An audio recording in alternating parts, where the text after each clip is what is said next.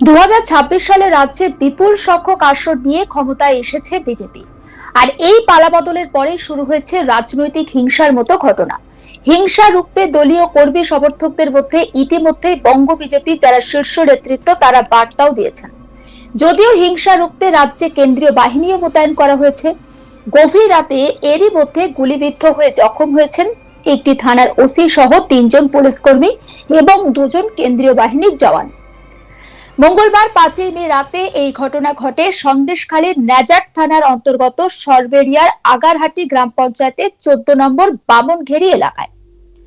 জানা গিয়েছে মঙ্গলবার বিকেল থেকে রাজনৈতিক উত্তেজনা ছিল এলাকায়। অভিযোগ, গভীর রাতে ওই এলাকায় পুলিশ যখন কেন্দ্রীয় বাহিনীর জওয়ানদের নিয়ে টহল দিতে যায়, সেই সময় পুলিশকে লক্ষ্য করে গুলি চালায় দুষ্কৃতীরা। ঘটনায় ন্যাজাট থানার ভারপ্রাপ্ত পুলিশ আধিকারিক ভরতপুর কায়েত, রাজবাড়ী আউটপোস্টের পুলিশ কর্মী ভাস্বত গোস্বামী এবং একজন মহিলা পুলিশ কর্মীর গায়ে গুলি লাগে। সেই সঙ্গে 2 কেন্দ্রীয় বাহিনীর জওয়ান তারাও গুলিবিদ্ধ হয়েছেন। তাদের উদ্ধার করে রাতে নিয়ে আসা হয় মিনাখা গ্রামীণ হাসপাতালে। সেখান থেকে তাদের কলকাতার বিভিন্ন সরকারি হাসপাতালে স্থানান্তর করা হয়। আর এই গুলিবিদ্ধ হওয়ার ঘটনাকে কেন্দ্র করে এলাকাতে ব্যাপক উত্তেজনা। সূত্রে খবর, রাতে এলাকায় একদল দুষ্কৃতী গ্রামের মানুষদের ভয় দেখাচ্ছিল। খবর পেয়ে পুলিশ এবং কেন্দ্রীয় বাহিনীর জওয়ানরা ঘটনাস্থলে পৌঁছালে পুলিশকে লক্ষ্য করে গুলি চালায় দুষ্কৃতীরা।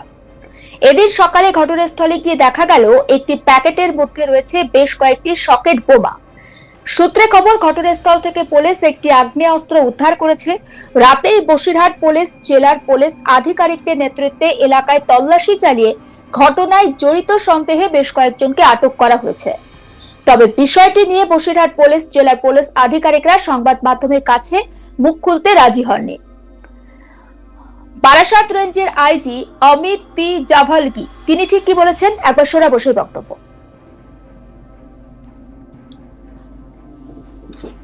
এখন তদন্ত শুরু হয়েছে। এখানে যা দেখা হচ্ছে কি ইলেকশন রেজাল্ট অ্যানাউন্স করার পরে এখানে যে ইনসিডেন্ট হয়েছে, এটা কালকের ইনসিডেন্ট ও পরশু দিনের ইনসিডেন্ট আছে।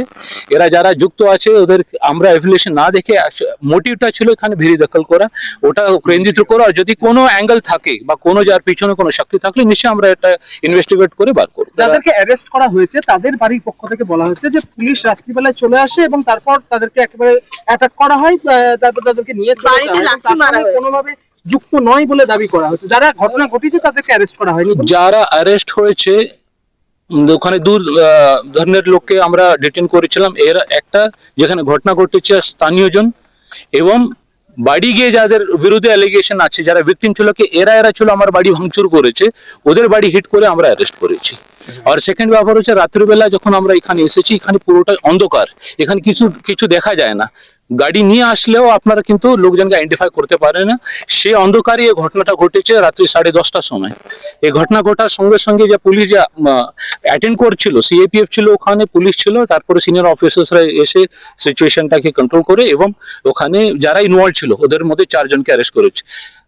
আটক আমরা অনেক লোককে করেছি, সকলকে জিজ্ঞেস করেছি, তারপরে যে মেন অভিযুক্ত ছিল ওদেরকে আমরা অ্যারেস্ট করেছি।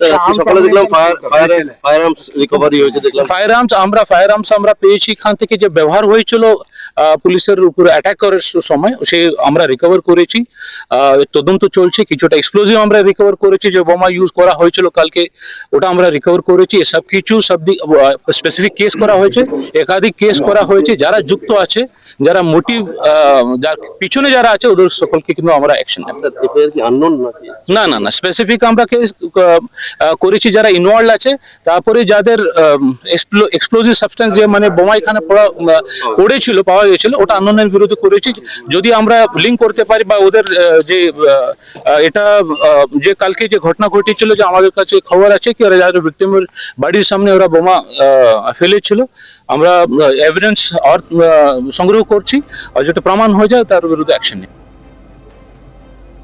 এলাকায় স্বাভাবিকভাবেই একটা উত্তেজনার পরিস্থিতি রয়েছে এবং স্থানীয় বাসিন্দা তারা রীতিমতো আতঙ্কিত। শম্পা সর্দার নামে একজন স্থানীয় বাসিন্দা, তিনি ঠিক কি বলছেন তার বক্তব্য শোনাবো। ওই একদল ছেলে ওদিক থেকে ভাঙচুর করতে করতে আসছিল আর সোজা যাচ্ছিল। সামনে থেকে পুলিশ যখন ওনাদের দেখে ফেলেছে তখন ওরা পালিয়ে চলে আসছিল আর পুলিশ অফিসাররা ওনাদের তাড়া করলো।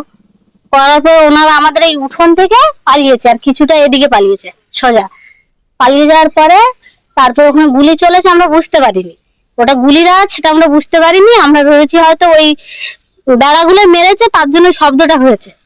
সেই জন্য আমরা চুপচাপ ভয়ে খাটের তলায় লুকিয়েছিলাম, ভাবছিলাম হয়তো আমাদের মারবে। সেই ভেবে আমরা ভিতর থেকে চাবি টাবি মেরে অন্ধকারে বসেছিলাম। ওগুলো কারা ছিল আমরা দেখিও নি। আর মানে কি বলবো, আর পুলিশ অফিসার এসে বলছে এখানে গুলি চলেছে, কারা ছিল ওগুলো বলুন। আমরা জানি না, আমরা দেখিনি, আমরা বলবো কি? আমরা বাড়ির ভিতরে অন্ধকারে বসেছিলাম লাইট অফ করে, আমরা কি বলবো? আমরা তাদের দেখিও নি।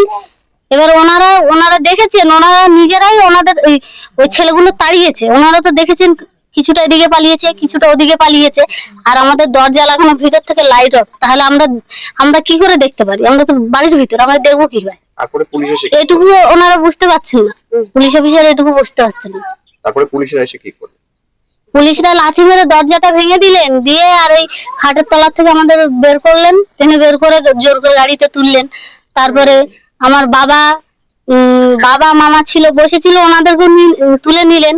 ওদিকে দুটো দাদা ঘুমোচ্ছিল, ওনাদেরকে গিয়ে কলার ধরে টেনে তুলে নিয়ে গেল। আপনাকে তো নিয়ে গেছিল? হ্যাঁ, আমাকে নিয়ে গেছিল। আমাকে জিজ্ঞেস করেছিল গুলি চলেছে, কারা ছিল এগুলো, বন্ধু কোথায় রেখেছিস। তা আমি বলেছিলাম যে আমাদের বাড়িটাও সার্চ করুন, আমাদেরও সার্চ করুন। আমরা জানি না গুলিটা কে চালিয়েছে, আর গুলির আওয়াজ ওটা আমরা বুঝতেই পারিনি, কোনোদিন শুনিনি তো, সামনাসামনি গুলির আওয়াজ শুনিনি, বুঝতে পারিনি। আর পরে যেটা ওনাদের মুখ থেকে পরে যেটা শুনছি, ওনাদের মধ্যে কোন 5 জনের গুলি লেগেছে, ওনাদের মুখ থেকে শুনছি, এটা আমরা জানতাম না। এখন কি চাইছেন আপনারা? এখন কি চাইবো? শান্তি চাই। এরকম হলে এইভাবে থাকা যায়? আর ওই আমাদের বাড়ির লোকজন তুলে নিয়ে গেছে, আমার বাবা একা খাটনি, আর না খাটলে খাওয়া হয় না। ওনাকে নিয়ে গিয়ে ওখানে আটকে রেখেছেন। ছেড়ে দিন, ভুল যদি করি তাহলে মেনে নিতাম, ভুল করিনি, বিনা কারণে নিয়ে গিয়ে যদি আটকে রাখে, তাহলে আমাদের এই সংসারটা কিভাবে চলবে? আমরা 3 বোন। সাগরী সর্দার নামে অপর একজন স্থানীয় বাসিন্দা, তার ঠিক কি অভিযোগ, কি বক্তব্য, সেটাও শোনাবো। গ্রামের ধার দিয়ে একদল প্রায় 30-35 জন ছিল ছেলে। তা অন্ধকারে তো আমরা তো আর অত খেয়াল করিনি। তা এবার আমরা যখন ওদিকে চেঁচামেচি করছে, তখন আমরা কি করেছি, ভয়তে চাবি লাগিয়ে খাটের তলায় আমরা লুকিয়ে আছি। এবার ওরা এসে ওদিক দিয়ে ভাঙচুর করতে করতে আসছে, এসে আর এই দিক দিয়ে চলে যাচ্ছিল। এবার পুলিশরা ওই দিক দিয়ে ঢুকেছে, এবার পালাতে পারিনি। ও পাশে ওরা কি করেছে, হুজুর ঘুরে এসে এদিকে কিছু পালিয়েছে, আর এই আমাদের উঠোনের থেকে পালিয়েছে কিছু। হ্যাঁ, আর পুলিশরা এসে পড়েছে, হয়তো গুলি গালা চলেছে, হয়তো আমরা তো আওয়াজ পাইনি। আমরা জানি যে ওদিকে ভাঙচুর হচ্ছে, হয়তো এলবেস্টারে বাড়ি মারছে, সেই মনে করে আমরা অত খেয়াল করিনি। আর আমরা কোনোদিন শুনিনি গুলির আওয়াজ কিরকম, তো আমরা জানবো কি করে যে গুলি চলছে না কি চলছে। এবার তারপরে ওরা উঠোনের এখান থেকে পালিয়েছে, কিছু লোক এদিকে পালিয়েছে। পালাবার পরে এবার পুলিশ এসছে সঙ্গে সঙ্গে, এসেই এবার আমাদের ওই খাটের তলা, এই দরজা ভেঙে তালা মারা ছিল, আমরা ভয়তে খাটের তলায় লুকিয়েছিলাম। ওরা কি পুলিশ এসে আমাদেরকে ওই দরজা ভেঙে খাটের তলা থেকে বার করেছে। আপনাদের স্বামীদের অ্যারেস্ট করেছে? হ্যাঁ। দক্ষিণ 24 পরগনার পরিস্থিতি উত্তপ্ত থাকলেও আপাতত নিয়ন্ত্রণে রয়েছে বলে জানানো হয়েছে পুলিশের তরফে। সমস্ত আপডেট পৌঁছে দেবো আপনাদের কাছে, নজর রাখুন আজ তাক বাংলায়, সাবস্ক্রাইব করতে ভুলবেন না।